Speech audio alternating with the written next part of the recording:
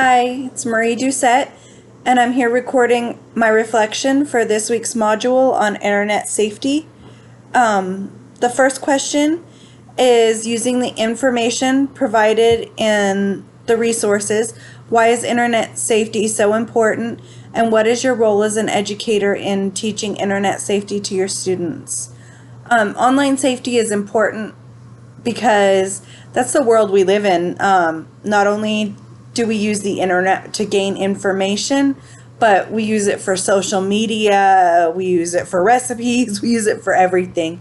And their inappropriate content can be found just anywhere online. You click the wrong button and there it is. There's also predators online, and it's not always a safe space, and you need to learn how to protect yourself. As an educator, I think your role is, teaching the kids how to use the internet safety, not only in the classrooms, but at home. There was lots of interesting tips and videos in the lesson, the NetSmart lesson that we did. Specifically, I'm teaching elementary students, so I would have the kids in my class watch the videos. The first one was It's Okay to Tell. Another one was A Boy Who Loved I Am. That's a one that can help students to understand the negative implications of talking to people they don't know online. I think that giving tips to protect personal information is definitely important. Passwords need to be protected, and you definitely need to learn not to ever give your location out to anybody online. Another good lesson is not sharing pictures of people that don't want their pictures shared. Cyberbullying is a point that they really hit on. It's really prevalent today, and it's something I don't really think of.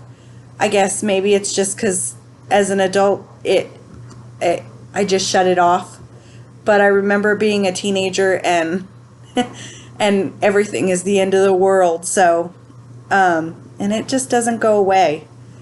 The second question was, what were your thoughts after exploring the NetSmart's website and completing the teaching digital citizenship training program?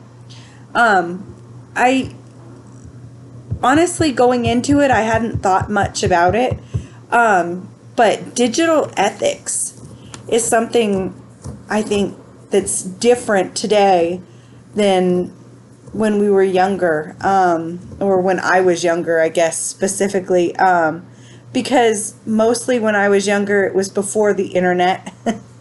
When I was going through school, the internet didn't come around until I was in high school, so I don't think we thought to plagiarize in the same way. If you did anything, it was out of books and stuff like that, and then you learned.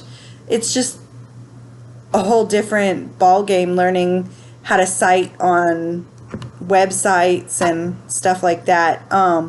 Another interesting thing that I just hadn't thought about is, my son's 14, so this is something that's coming up, but sexting.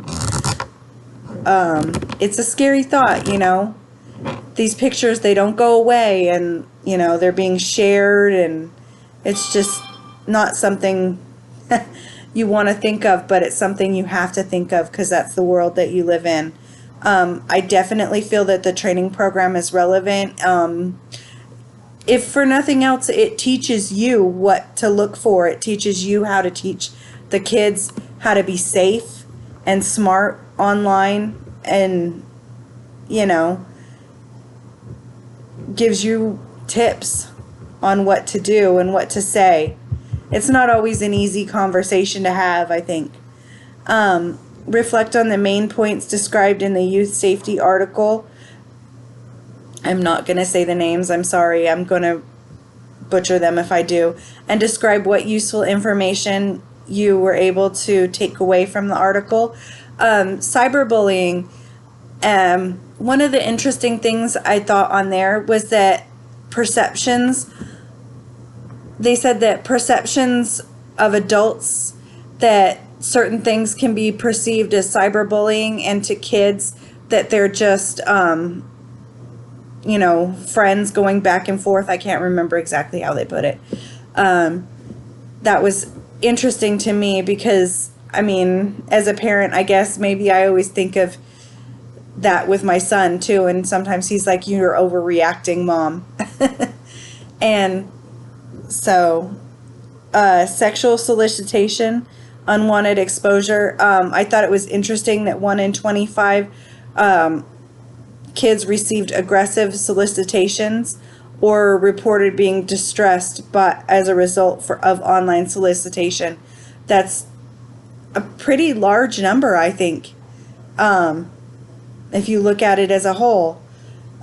Another of the things that I thought was interesting was the generational gaps in attitudes towards internet safety issues.